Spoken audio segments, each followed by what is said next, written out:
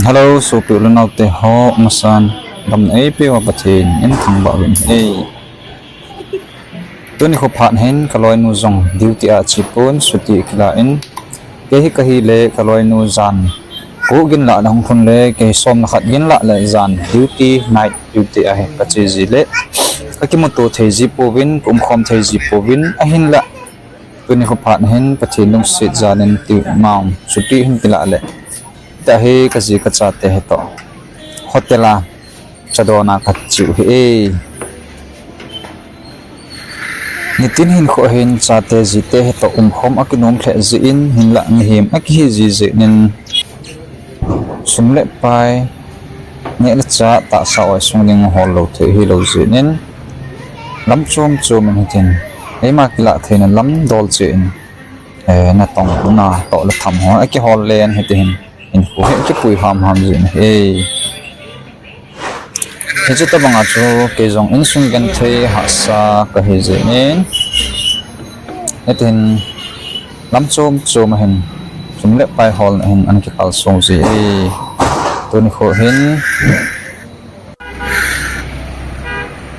hatela cha kan don hom ong ku cha jin ka ji ka cha te he kada than ke he hin tuni kho he man dam ta he jong na jani man bongsa sung cho dingin ren bongsa ku ju na lang ka chi phin he lampi ho ga veo te nom tu fe e mi hem ho jong he apa thei fe we lang khana kum na gam he kol le vai gam he wangin christian jong atamin he hin him ho jong he akhathi je bithi to pi mun dang dam mombe kolkata ki lang ho sangin him he akhathi je ting thang jong ting thang je min hi bong sa chu anabe tan ating le kum na lang he chon han na jong mun dang kopi bithi to pi lang ho sangin je la jin hi je na hin him jong akhathi jin mi kho to jong athem thei khle ben he to a hi bongsa ka chona sa sung lo je nin sa phe apha keu se apha chil keu se han chon kong pile ki tan he to a hi le kan phaki nin tu in ai kan zot do fit tan anom thei khle jengin mi ho phat thei dan hi koi na chan jong si la si min hoi mo mai hoi mo jong ai vet sa yi po e ngai bu thei ji pe chi le duwa le na chan hin pathin lung sit thing ngai du na chang jin he kholanga kem zila jin crime petrol ki ho cid ki ho evet ji te nga hele kol ho ko ki mo ki chat ho jin jin he hin la amon hong ki ge pha na hin ya la ngai to talom pen khosung sangin him aphathen ki ngai lu na jong om thei then he to hin in khong khong kitan ka in kot kan hong kitan ka ji ka cha te hi na thong ta ben he hong vai thon se le ka cha te ni ki pa thi thai ji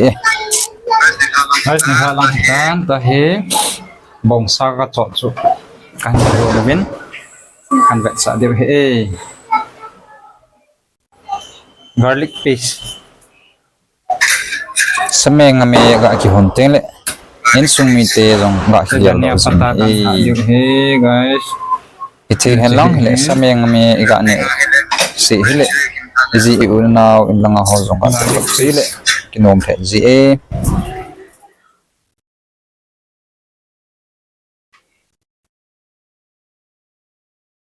jo tenga hele red chili kin thale color hong hoi do de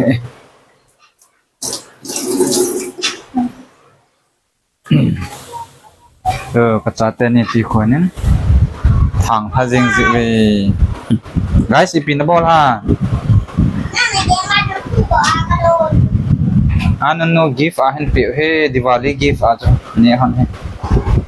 a thang ipi bol hai thang pu pin bol ham a thang hey garu a pi boy à my god a ki chiam bo ji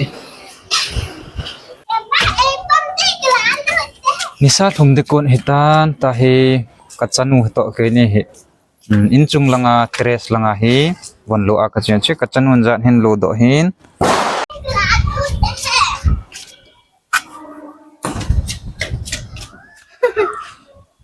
building adim zingi guys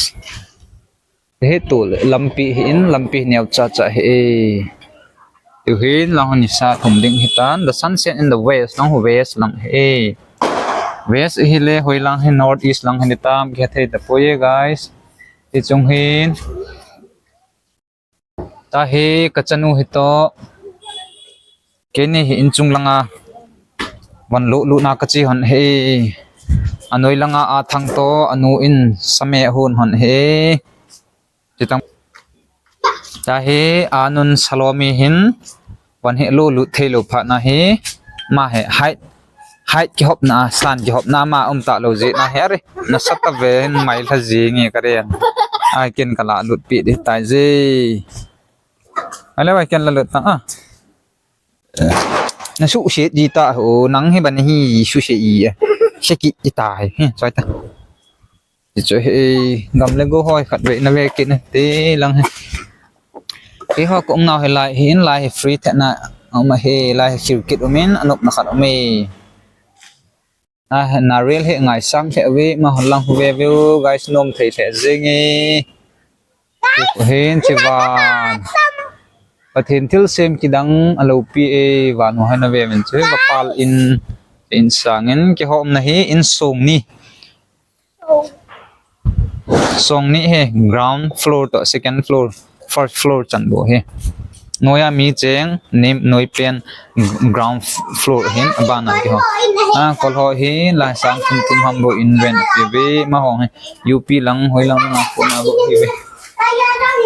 na kha cheng ki ni na ta ke ni in sunga kalut ki han di ta je guys e kho cha có hon gì léo là mi cái tật khá gì đừng hàng gì vì cha không tiền léo để bằng ara ati gì vì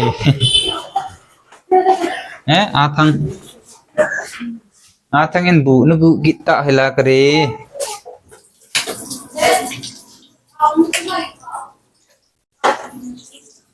wan anun to kalau lut han ka en anun me na hon min ta je che guys che no tiền lé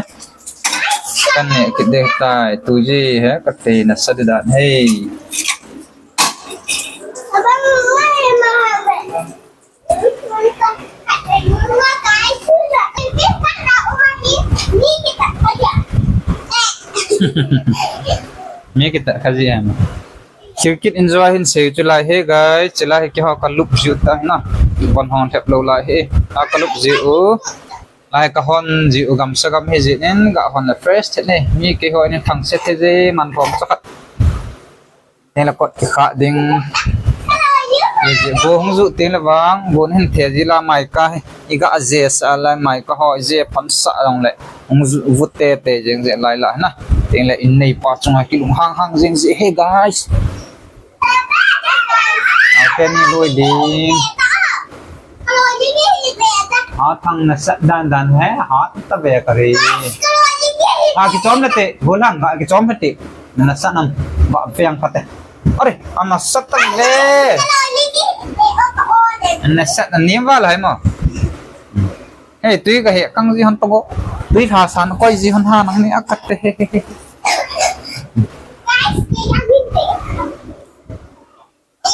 आनन हम की चोम थके दे बोल तक ता चनु नहीं चोम तक sabas ale nga ba athang ki hin lakit man te ki na we na han ta ki chom han lai tak chate nau te hi kita ki sa topi ni phum phum jeng the he ma hen thate ke cha ki sa pi la ma ho he nu le pa to ki sa kal ha hin kumong nei lo he a he wangin minu bi pa ki sabji pon to le tham jeng hi ji nin chal naw to ki sa phat hi kinai the ji pon hi hing ki chom than lai tango chapanga dinga ojama sa pen hi minu mi pa ki like education spiritually thagaw ta sa he chị nó tiếp na le khalam ha hin ko kha le chu ma ho dinga apa pen hi second teacher in basic chunga ale polsa he ale to hinga bye bye bolta ale guys tuni adingin chan chan nang naute na bon sa Kevin